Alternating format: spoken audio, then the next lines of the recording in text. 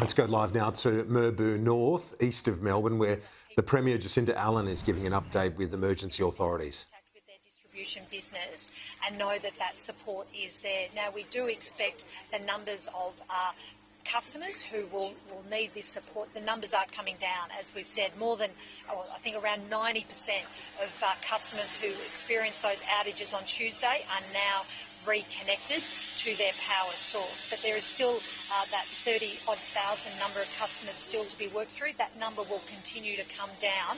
And now, as that number comes down, our focus is being keenly targeted on those households and communities that are going to be left without power for longer periods. What's your advice on how many that might be and how long? Look, I might ask Lily to add to that, because the Minister for Energy is in very, very regular contact with the distribution businesses, and I want to thank Lily for the leadership she has shown in working very closely to make sure that communities are getting their voice heard with the power companies and understanding what needs to be done to get things like generators into town and additional support. So I'll get Lily to add to that.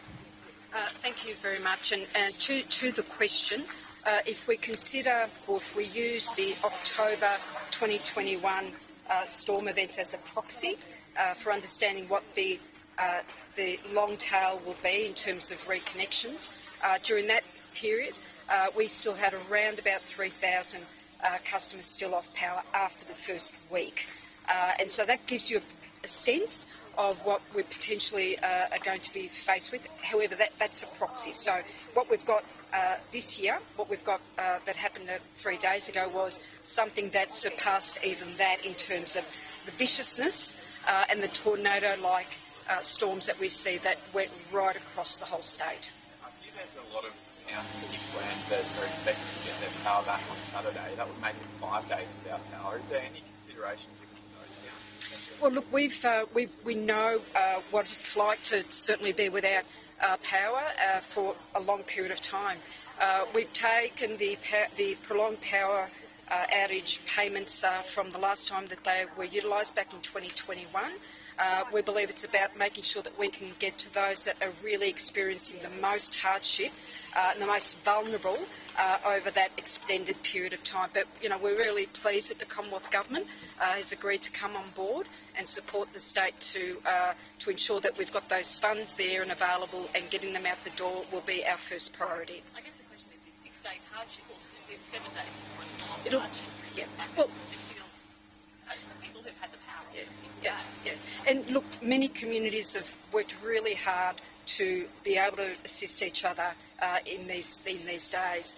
More than 90% of households were reconnected back on power within the first 48 hours, and that is a massive reconnection effort and outcome. We had 530,000 customers off supply. That is a massive effort in anyone's book. In fact, it surpassed the event in October 2021 in terms of the numbers of outages. What's really important here, of course, is focusing on the communities, those individuals who have got the greatest hardship, and that's where our focus will be. We'll continue to roll that out. We'll have very important practical information about how customers can apply for that. So what will happen is that very soon people will be able to register to apply for that prolonged power outage payment, and that can be registered with the relevant distribution business, the power line business, most likely to be only AusNet, and they will then work to ensure that they provide weekly payments straight into people's bank accounts, so that there's as limited fuss as possible and onus on those most vulnerable customers to get those payments into their pockets as soon as possible. But absolutely no leeway. Well, that's our program. 44 homes destroyed in Pomona, Western Victoria. The energy